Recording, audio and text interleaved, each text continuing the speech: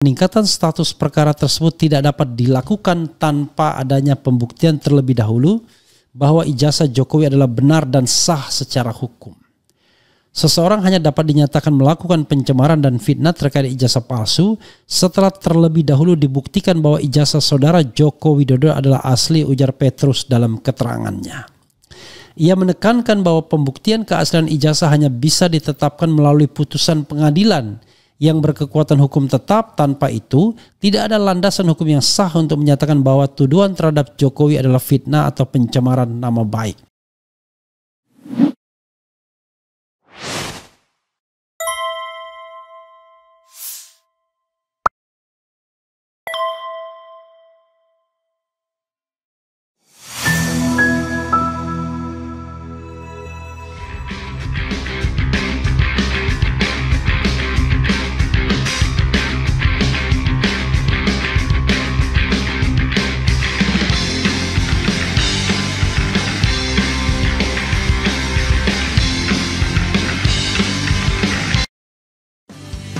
Aku bilang ini kritik, kau bilang berita bohong.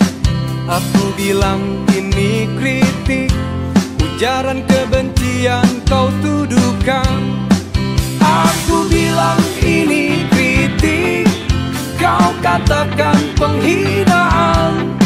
Semua serba salah, aku harus bagaimana? Kami sudah mendapatkan tim hukum termasuk tim advokasi, kami sudah mendapatkan, mohon izin masih di tangan kami karena atas pesan dari yang bersangkutan kami memegang amanah betul. Jangan ditunjukkan dulu, nanti di pengadilan baru ditunjukkan. Tapi saya tidak mau hanya omong-omong, saya tunjukkan nanti analisisnya. Jadi fakta ini bukan cuma omong-omong seperti pihak sono ya.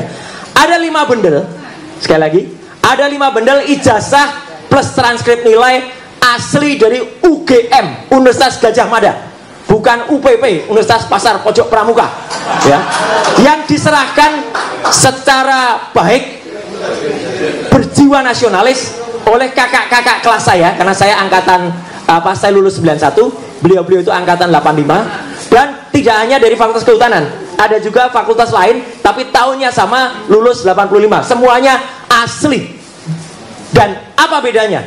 Ternyata perbedaannya sangat tajam dengan yang disebut ijazah miliknya Joko Widodo. Apa ketajamannya? Ini baru saya katakan.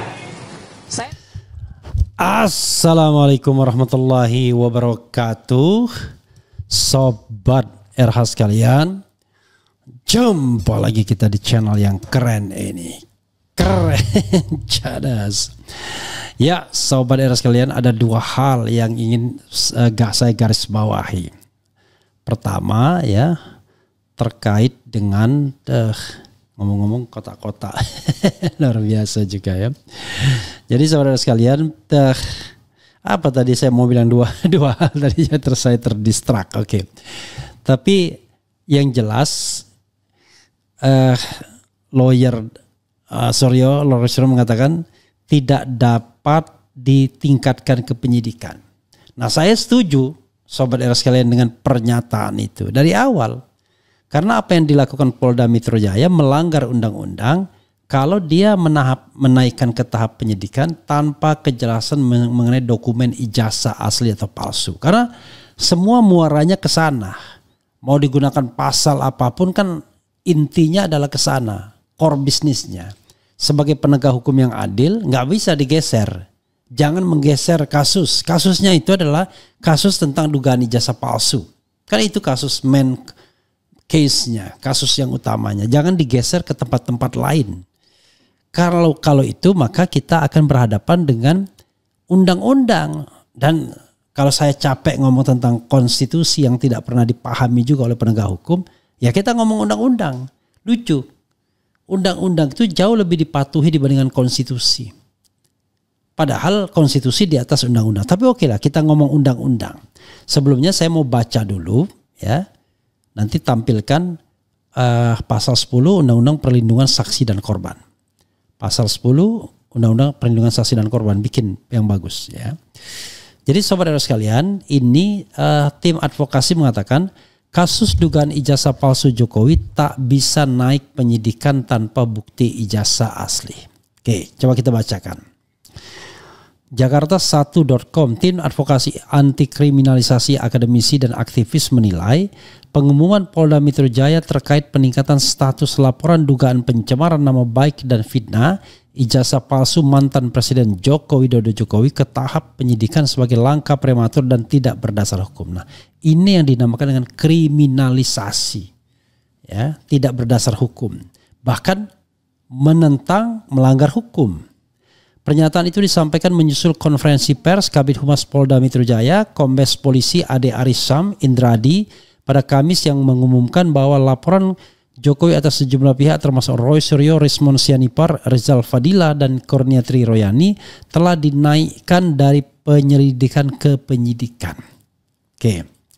Koordinator litigasi tim advokasi anti kriminalisasi akademisi dan aktivis Petrus Celestinus menegaskan bahwa peningkatan status perkara tersebut tidak dapat dilakukan tanpa adanya pembuktian terlebih dahulu bahwa ijazah Jokowi adalah benar dan sah secara hukum. Seseorang hanya dapat dinyatakan melakukan pencemaran dan fitnah terkait ijazah palsu setelah terlebih dahulu dibuktikan bahwa ijazah saudara Joko Widodo adalah asli, ujar Petrus dalam keterangannya. Ia menekankan bahwa pembuktian keaslian ijazah hanya bisa ditetapkan melalui putusan pengadilan yang berkekuatan hukum tetap. Tanpa itu, tidak ada landasan hukum yang sah untuk menyatakan bahwa tuduhan terhadap Jokowi adalah fitnah atau pencemaran nama baik. Menurut Petrus, dalam laporan yang diajukan ke Polda Metro Jaya, Jokowi hanya menyertakan salinan fotokopi ijazah, bukan dokumen asli. Hal ini pun dibenarkan oleh pihak kepolisian. Bukti ijazah yang dimiliki penyidik Polda Metro Jaya hanya berupa fotokopi, ungkap Kombes Ade Ari dalam konferensi pers. Bayangkan, digital, analogik ya. Ternyata hanya fotokopi saja. Padahal lanjut Petrus, berdasarkan pasal 184 KUHP, dokumen fotokopi tidak termasuk alat bukti yang sah dalam hukum acara pidana. Karena itu dasar hukum untuk menaikkan status perkara ke penyidikan menjadi lemah. Dalam hukum pembuktian, dokumen fotokopi tidak memiliki kekuatan hukum dan bukan termasuk alat bukti yang sah, tegas Petrus Celestinus. Tim advokasi mendesak aparat penegak hukum agar tidak gegabah dalam menangani kasus yang sangat sensitif dan menyangkut hak asasi warga negara dalam menyuarakan pendapat serta mempertanyakan keabsahan dokumen publik. Ya. Jadi saya ini orang yang paling tidak suka ini lapor ya kan. Oke. Pertanyaannya, kenapa tidak sah? Banyak hal. Banyak pasal yang bisa kita kutip. Nah, salah satunya adalah yang sering disampaikan oleh Al-Katiri adalah pasal 10 Undang-Undang Perlindungan Saksi dan Korban. Jadi perlindungan saksi dan korban itu adalah Undang-Undang nomor 31 tahun 2014 tentang perlindungan saksi dan korban. Bunyi pasalnya, bunyi pasalnya. Pasal 10, saksi, korban dan pelapor tidak dapat dituntut secara hukum baik pidana maupun perdata atas laporan kesaksian yang akan sedang atau telah diberikannya. 2. Seorang saksi yang juga tersangka dalam kasus yang sama tidak dapat dibebaskan dari tuntutan pidana apabila ia ternyata terbukti secara sah dan meyakinkan bersalah, tetapi kesaksiannya dapat dijadikan pertimbangan hakim dalam meringankan pidana yang akan dijatuhkan. Ya.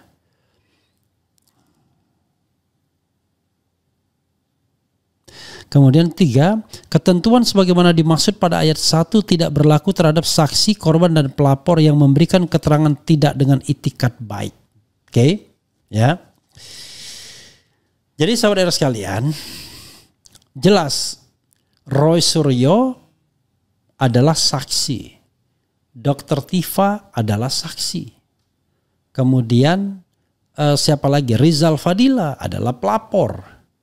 Kurniatri Royani bahkan advokat, dilindungi oleh undang-undang advokat. Egy Sujana advokat, dilindungi oleh undang-undang advokat dan juga pelapor. Dr. Tifa juga saksi. Jadi di sini dikatakan baik saksi, korban maupun pelapor. jangankan laporan yang sudah, yang akan saja itu tidak bisa dikenakan. Karena Dr. Tifa jelas akan menjadi saksi, akan menjadi ahli. Demikian juga Roy Suryo dan lain sebagainya ya. Jadi kalau kita lihat ya, saksi, korban dan pelapor tidak dapat dituntut secara hukum baik pidana maupun perdata atas laporan kesaksian yang akan, sedang atau telah diberikannya. Baik kan? Yang akan, sedang atau telah diberikannya. Gak bisa. Jadi masalahnya adalah sekarang adalah era digital. Orang memang mereka menyampaikan tidak hanya kepada pihak kepolisian, tetapi menyampaikannya di ruang publik berdasarkan hal-hal lain soal transparansi, hak pasal 28F. Jadi pasal 28F itu jauh lebih tinggi lagi kedudukannya mengenai bahwa yang namanya hak untuk mendapatkan informasi adalah hak asasi manusia.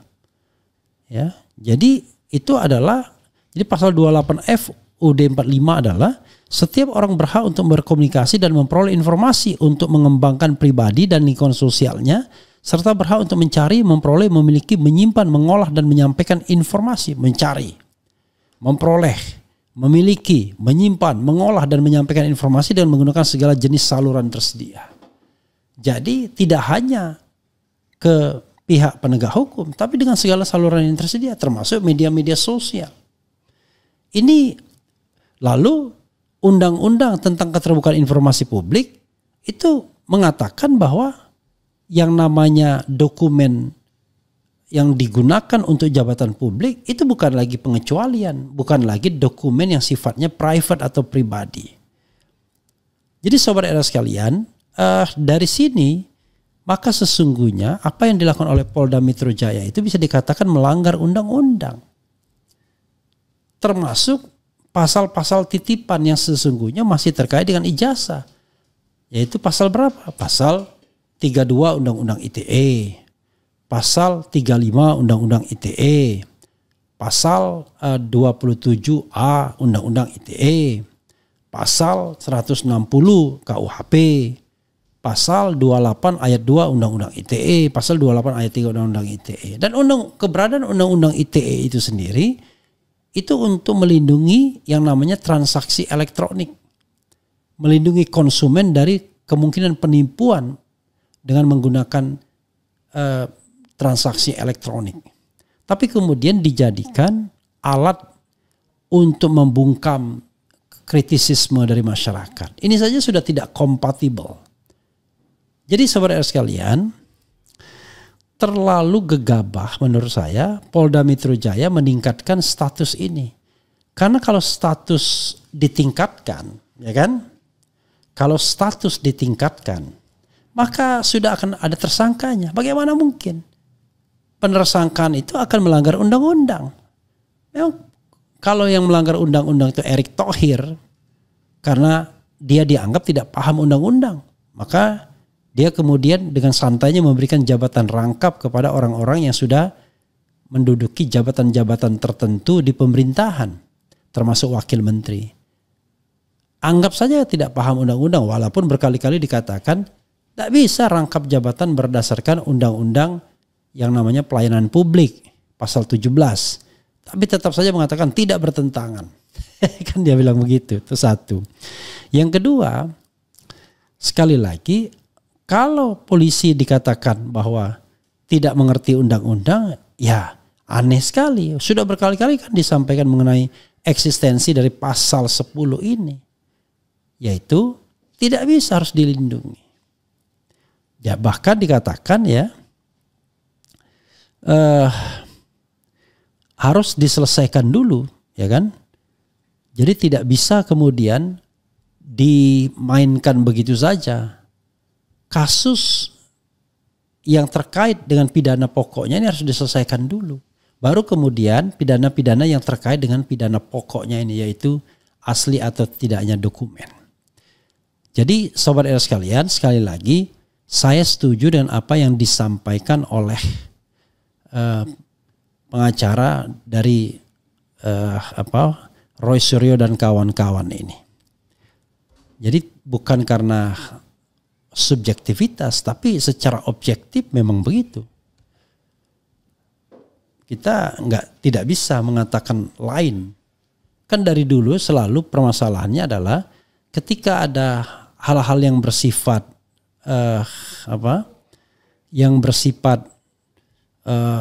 ujaran kebencian, yang bersifat fitnah, yang pencemaran nama baik, ketika itu dikenakan kepada pejabat, maka sangat kentara betul adalah upaya untuk melindungi sang pejabat. Itu yang terasa tidak fair jadinya, sobat era sekalian. Ya, itu yang kemudian menjadi sangat tidak fair. Ya. Oke, sobat era sekalian. Jadi sekali lagi harus diselesaikan terlebih dahulu kasusnya, barulah kemudian bisa dikenakan apakah ada yang namanya apa istilahnya ya, ada yang namanya ujaran kebencian, ada yang namanya apa saja yang terkait pencemaran kalau kasusnya sudah diselesaikan. Tapi kalau kasusnya belum diselesaikan, ya mana bisa kita kemudian mengatakan bahwa telah terjadi apa istilahnya pencemaran nama baik dan lain sebagainya. Begitu sobat RH sekalian. Coba saya penasaran dengan ada tambahan pasal kali ya. Apalagi ya, coba kita lihat ada perubahannya nih ya. Jadi oke, pasal 10. Kelihatannya tidak menggunakan pasal saya harus membacakan pasalnya. Sepertinya pasal yang disampaikan ke saya tadi adalah pasal yang undang-undang lama. Gunakan undang-undang 31 tahun 2000, pasal 31 tahun 2014 bro. Jangan Jadi ayat satunya adalah saksi, korban, saksi pelaku dan atau pelapor tidak dapat dituntut secara hukum baik pidana maupun perdata atas kesaksian dan atau laporan yang akan, sedang atau telah diberikannya, kecuali kesaksian atau laporan tersebut diberikan tidak dengan itikat baik. Itu bunyinya yang baru ya. Ini saya harus mengubah lagi nih. Jadi undang-undangnya berbeda. Jadi ketentuan pasal 10 diubah sehingga berbunyi sebagai berikut. Jadi ada perubahan dengan undang-undang baru yang mengubah bunyi pasalnya ya. Oke. Ini ada perubahan dan ini perubahannya signifikan sobat era sekalian ya. Ini harus tadi kutipan yang diberikan staf saya keliru itu. Oke. Ya, jadi yang benar itu adalah ini pasal 10-nya. Yang benar adalah gini.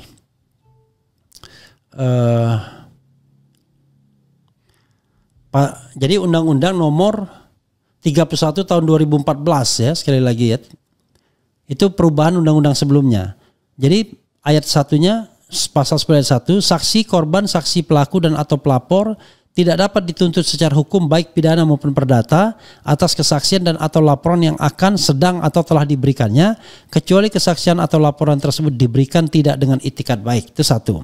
Ayat 2-nya, dalam hal terdapat tuntutan hukum terhadap saksi, korban, saksi pelaku dan atau pelapor atas kesaksian dan atau laporan yang akan, sedang atau telah diberikan tuntutan hukum tersebut yang telah diberikan, tuntutan hukum tersebut wajib ditunda hingga kasus dia laporkan atau dia berikan kesaksiannya telah diputus oleh pengadilan dan memperoleh kekuatan hukum tetap. Jadi jelas saudara sekalian. Ya, sangat jelas berdasarkan Undang-Undang Nomor 31 tahun 2014 ya. Tadi tolong diperbaiki. Jadi pasal 10 Undang-Undang ini ya, yang benar ini. Jadi saudara sekalian, sekali lagi berdasarkan undang-undang ini ya, sekali lagi Undang-Undang 31 2014 pasal 10, maka kalau ada tuntutan seperti ini diselesaikan dulu kasus ijazah aslinya. Udah jelas. Gimana coba? Anda nggak bisa misalnya apa istilahnya? Oh, ini harus ke lembaga perlindungan saksi dan korban itu sesungguhnya, ya. Oke, saudara sekalian, ini menarik, ya. Walaupun kadang-kadang pejabat publik sekarang ini banyak yang sontoloyo. Komnas HAM bukan melindungi bukan melindungi hak asasi warga negara, tapi berasik masuk dengan penegak hukum misalnya. Kemudian Kompolnas bukannya mengawasi kepolisian, itu malah mengendorse kepolisian.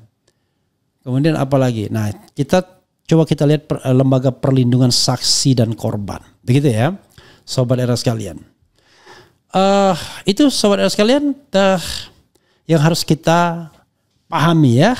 Yang harus kita pahami. Coba kita bacakan komentar Sobat RH sekalian terkait dengan hal ini.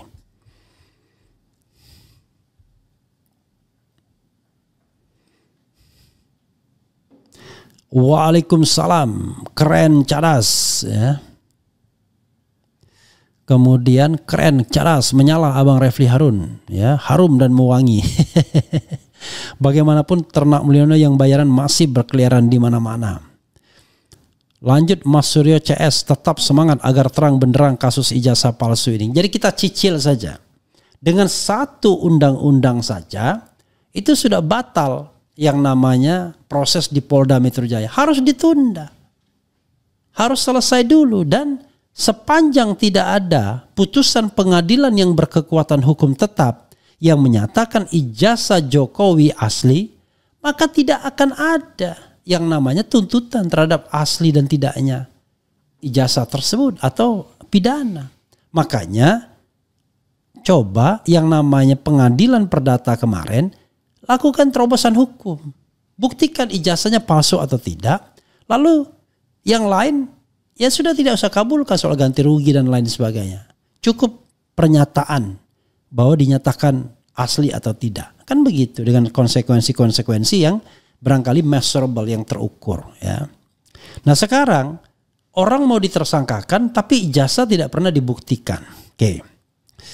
Kemudian Prabowo ini pro rakyat atau pro Jokowi? Kenapa Bareskrim Polda tidak lidik dan sidik OSIS CRP yang lebih merendahkan Jokowi serendah-rendahnya? Sebaiknya Jokowi mengaku dan minta maaf saja. Polisi kalau nekat kriminalisasi Pak Rismon dan kawan-kawan, bukti dokumen-dokumen ijazah asli angkatan 85 mungkin akan dibuka dan itu akan sangat telak ijazah Jokowi adalah palsu. Apa kabar PIK 2 dibalik gonjang-ganjing ijazah palsu ya? Problemnya Jokowi tidak akan menunjukkan ijazahnya jika diminta oleh pengadilan. Dan pengadilan di negeri ini mengatakan tidak berwenang untuk menindaklanjuti gugatan ijazah palsu Jokowi. Kacau dah. Yang menghasut itu termul, pernyataan identik dihasut jadi asli. UGM meyakini dihasut jadi asli. Menegakkan hukum era Jokowi emang masih kental banget. Hati-hati sama Jokowi, sebentar lagi dia bakal kabur. Apa maksudnya ini? Kalau hanya fotokopi yang dimiliki polisi berarti Kompolnas pembohong juga. Penerapan hukum di Indonesia jadi rusak hanya karena seseorang yang keras kepala yang kelakuannya bohong gak ada henti. Ya saya tidak habis pikir ya, orang seperti Arianto Sutadi itu emang dia tidak melihat tuh fenomena Kasmujo yang jelas-jelas telak berbohong Jokowinya. Malah yang dibilang bohong Rosuryo. Kita bingung jadinya. Kalau saya jadi Jokowi sih bakal mengaku saja ijazah palsu dan minta maaf. Lalu tumbalkan Dian Sandi dan KPU. Soalnya nggak bisa dipungkiri lagi ijazah Anda semua sudah tahu kepalsuannya. Jika Polri menggunakan nalar manusia maka kasus ijazah palsu Jokowi diselesaikan dulu. Kan negara ini milik Jokowi dan parcok pegawainya Jokowi dan digaji Jokowi. Jadi suka-suka mereka dong. Hehehe kacau. Nggak setuju pindah aja lah kau, kata Opung Luhut. Ya, Opung Lutut. Yang menimbulkan keresahan dan kekacauan itu adalah Jokowi ya. Tempat kumpulnya barisan sakit, ada yang sakit hati karena jagoannya kalah pilpres, sakit hati karena ormasnya dibubarin, sakit hati karena dipecat. Aduh ampun dah. Jokowi memaksa pendumas untuk jadi tersangka. Kalau kata RG, Jokowi umpankan ijazahnya untuk perkarakan orang. Ijazah Jokowi lebih sensitif daripada korupsi padahal kerugian negara gede banget. Yang jelas bagi Jokowi dan ternak-ternaknya semua yang menyangkut ijazahnya palsunya Jokowi wajib dipenjara. Tempat melihat bukti-bukti otentik yang ada itu pokok utama. Saya emak usia 65 ya. Tapi saya yakin ijazah Jokowi palsu. Bukan ijazahnya diselesaikan, malah mau bikin tersangka orang-orang. Aneh bin ajaib Bang RH. Ya, bayangkan. Jadi dasarnya apa menersangkakan orang? Kan pasalnya jadi ngarang, dikarang-karang jadinya. Kita kan harusnya yang jelas, jangan dikarang-karang. Kalau main karang-karangan ya kita jadi karangan bebas jadinya ya. Parcok juga manusia biasa, bukan malaikat. Bayar. Bagaimana bisa segegabah itu? Dari dulu sampai sekarang jurusan teknologi kayu tak ada di UGM. Bagaimana mungkin ijazahnya asli? Itu juga ada kebohongan juga. Oke lah, itu nggak, anggap saja dia bukan kebohongan tapi keselio lidah. Yang jelas Kasmujo itu bohong sekali. Masa Anda, coba saya jadi penasaran, keluarkan lagi Kasmujo biar orang tahu, pada ingat bahwa ada Kasmujo, kemudian ada pengakuan Jokowi sendiri bahwa Kasmujo bukan dosen pembimbing skripsinya. Nggak mungkin orang lupa dengan dosen pembimbing skripsi. Jadi kalau introduksinya saya ingat betul, ya benar pastinya. Nanti kasih kode kalau sudah ya. Lagi. Bang, nggak ikut ke pengadilan menyaksikan langsung sidang Pak Tom. Belum putusan ya, nanti pas putusan saja ya, pas putusan. Susah menegakkan hukum karena hukum masih memihak penguasa. Kemudian Parcok seperti pengennya hanya pidana ke pidana lagi. Jika itu dilakukan oleh sesama mereka, upaya penyelamatan luar biasa sekali. Ya, itu yang dilakukan terhadap Sambo ya. Kemudian yang tidak sakit hati melihat kondisi seperti ini hanyalah penjilat dan pengkhianat. Kalau benar Jokowi Mulyono punya ijazah dan asli, perlihatkan aja ijazahnya dan gak usah pakai pengacara segala. Kasmujo bakal dituduh. Kemudian Jokowi gak punya ijazah, kalaupun ada pasti 1000% pasti palsu. Kalau ijazah Jokowi terbukti asli, saya siap dihukum mati. Luar biasa nih orang. Bang, apa lagi ya? Kalaupun emang asli foto ijazah Jokowi, berarti developers aplikasi yang harus dituntut. Kenapa sampai bisa menghasilkan hasil not match pada saat ada yang membandingkan foto Jokowi di ijazah dengan foto Jokowi real? Sudah ya. Oke, silakan coba lihat lagi soal Kasmujo itu. Itu yang bohong. Yang pertama saya ingin menyampaikan penghargaan yang setinggi-tingginya kepada dosen pembimbing saya, Bapak Kasmujo. Tadi ada tadi. Ke depan Pak Kasmujo.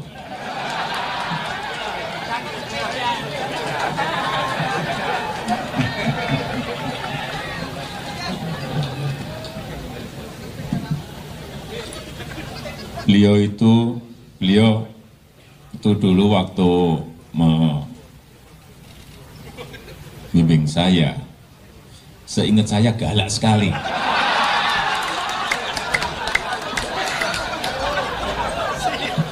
Galak sekali, saya masih ingat galak sekali. Tapi sekarang saya melihat beliau sangat bijak sekali. Sudah berubah. Ya enggak, saya enggak tahu yang berubah saya atau yang berubah Pak Kasmujo. Tapi sekali lagi Pak Kasmujo, saya mengaturkan banyak terima kasih karena bimbingan Bapak di jurusan teknologi kayu, saya bisa menyelesaikan skripsi saya, meskipun saya lupa juga bolak-baliknya berapa kali. Karena begitu maju dibentak balik, begitu maju dibentak kok galak sekali. Tapi sekarang alhamdulillah saya kira atas bimbingan Pak Kasmujo, ya dulu cita-cita saya kira sama banyak rekan-rekan saya pengennya jadi pegawai perhutani. Tapi saya juga daftar saat itu, saya daftar. Ya memang bukan pembimbing skripsi, Pak Kasmujo memang bukan pembimbing skripsi. Pembimbing skripsi saya itu adalah profesor, doktor, insinyur Ahmad Sumitro. Nah, Kalau Pak Kasmujo sendiri sebagai apa? ya pembimbing akademis. Tapi sekali lagi, Oh, Pak Kasmujo, Pak. Permisi, Pak. Iya, Pak. Bentar, Pak ya. Kenalkan, Pak, saya Rismon Sianipar, Pak. Rismon Sianipar, Pak. Oh iya, Pak. Sehat-sehat, Pak ya. Bapak, bisa kami bertamu sebentar, Pak? Tidak bisa. Oh, Karena tidak bisa. nanti semua urusan tidak boleh di rumah, tidak harus di fakultas atau di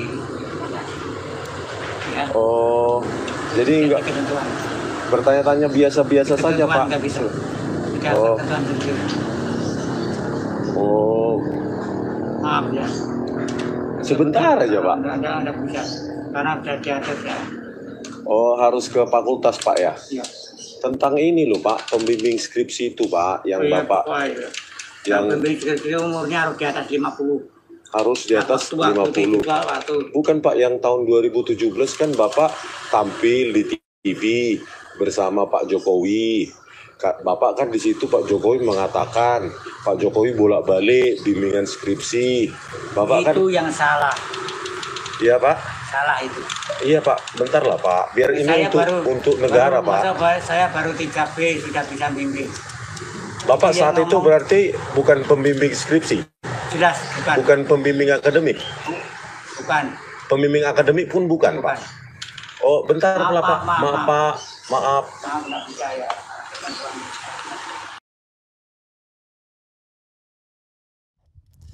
Nah, saudara sekalian, ya itu yang namanya yang bohong itu. Tunjukkan atau bilang bahwa video ini fake gitu. Kan nggak ada bantahan bahwa video itu. Pertama, video itu resmi, yang pertama, yang kedua dibikin atau interview Pak Jokowi sendiri, yang ketiga dibuat respon. Nggak ada yang fake informasinya. Informasinya benar semua. Tetapi berbeda-beda. Satu mengatakan Pak Kasmujo pembimbing skripsi, kemudian dibantah 2025 mengatakan pembimbing akademik. Tetapi pada 2025 oleh Respon dibantah dua-duanya, akademik tidak, skripsi sebelumnya juga tidak. Jadi kalau mau dilakukan investigasi berita bohong ya yang ini. Kalau saya ya namanya mikirnya lurus-lurus. Ini kan jadi petunjuk bahwa there must be something with ijazah Pak Jokowi, kan begitu. Jadi jangan kemudian mensasar orang untuk mengkriminalkan. Jadi kalau dibilang kriminalisasi, iya. Jadi pengertian kriminalisasi itu bukan kata-kata cengeng. Kriminalisasi itu adalah sebuah perbuatan yang tidak ada dasar hukumnya untuk dikatakan kriminal. Lah ini perbuatan atau tidak ada perbuatannya yang bisa dikatakan itu adalah perbuatan atau sebuah tindak pidana. Atau katakanlah dia tidak melakukan tindak pidana tetapi dijadikan tersangka. Nah itu kriminalisasi namanya. Atau diproses untuk menjadi tersangka dalam proses penyelidikan. Gak ada tindak pidananya. Sementara untuk Pak Jokowi tindak pidananya itu cetowelo-welo, jelas tindak pidananya. Ada bukti dokumennya itu sendiri, ada keterangan ahli, kemudian ada petunjuk. Nanti keterangan saksi bisa dicari, banyak keterangan saksi. Saksi-saksi yang bisa diajukan tuh banyak sekali. Jadi ada semua, keterangan saksi ada, keterangan ahli ada, kemudian dokumen atau suratnya ada, petunjuknya juga ada. Minimal 4 jenis itu terpenuhi. Begitu sobat era sekalian. Dokumen elektroniknya ada juga, 5 jenis terpenuhi. Jadi saudara sekalian, kita hanya ingin meluruskan saja. Hidup ini memang begitulah. Sering sekali ada hal-hal yang kadang-kadang ya, yang kadang-kadang membuat kita prihatin. Tetapi ya tetap kita harus sampaikan. Kemudian dilihat dari atas Monas aja itu bukan foto Jokowi yang diijazah. Lucu bangsaku. Sama Barreskrim juga memberitakan berita bohong yang bilang Jokowi KKN tahun 83 tapi dibantah Jokowi awal tahun 85. Ya katakanlah dia salah itu, kalau itu kan barangkali not with intention. Tapi secara keseluruhan kita harus lihat apakah ada intention untuk menutup atau mengaburkan persoalan atau obstruction of justice kan gitu. Bang, apakah sikap Polri yang membuat kacau yang tidak netral sebagai pengayom masyarakat bisa diinvestigasi oleh lembaga internasional? Ya tidak perlulah, cukup Presiden turun tangan, perintahkan polisi untuk bertindak netral dan profesional. Kalau enggak ya berhentikan Kapolrinya, kan begitu caranya. Berdasarkan pengaduan masyarakat atau monitoring saja. Kan bisa dimonitor yang terjadi di society. Masa masyarakat harus ke tangga istana dulu mohon-mohon baru kemudian istana turun tangan. Kan tidak begitu istana. Istana itu harus betul-betul mengikuti denyut nadi keadilan di masyarakat. Kalau ada yang namanya abuse of power, ya lindungi. Apalagi kalau abuse of power-nya dilakukan oleh aparat penegak hukum yang notabene di bawah presiden. Jadi presiden bisa turun tangan. Oh, presiden tidak boleh intervensi dalam kasus pidana. Ya itu kalau penegakan hukumnya benar. Kalau penegakan hukumnya nggak benar, ya wajib intervensi dia. Sebagai pemegang mandat rakyat untuk melindungi segenap bangsa dan seluruh tumpah darah. Begitu sobat era sekalian. Dah kita nyanyikan dulu ya. Berita bohong. Wassalamualaikum warahmatullahi wabarakatuh. Keren cadas. Ciao.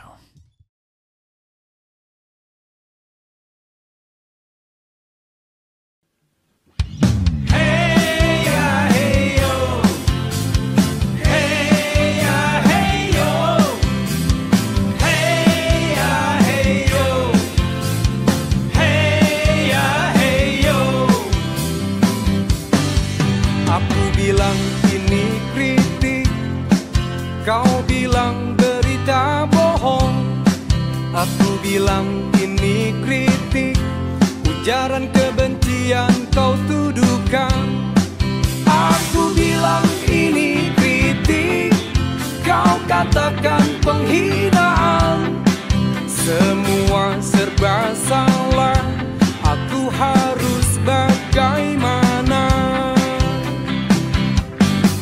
Aku bilang ini kritik, kau bilang berita bohong.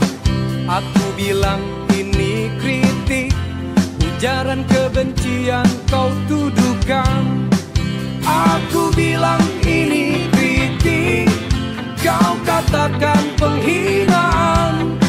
Semua serba salah, aku harus bagaimana? Negeri ini dimerdekakan, bukan untuk memenjarakan. Beda pendapat kok dipidanakan, bagaimana rakyat dicerdaskan? Aku bilang ini kritik, kau bilang berita bohong. Aku bilang ini kritik, ujaran kebencian kau tuduhkan. Aku bilang ini kritik, kau katakan penghinaan. Semua serba salah, aku harus bagaimana?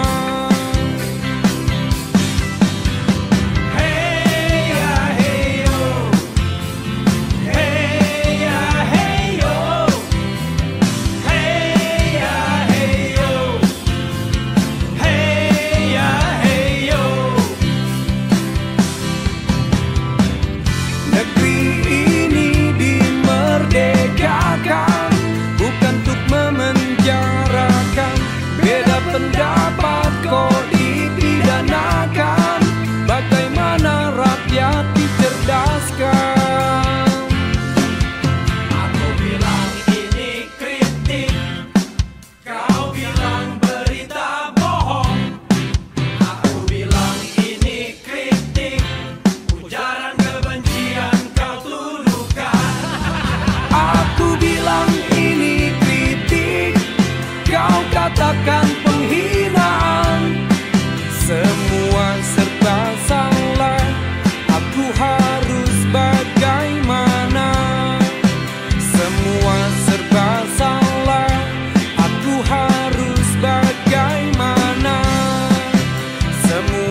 serba salah. Aku harus bagaimana?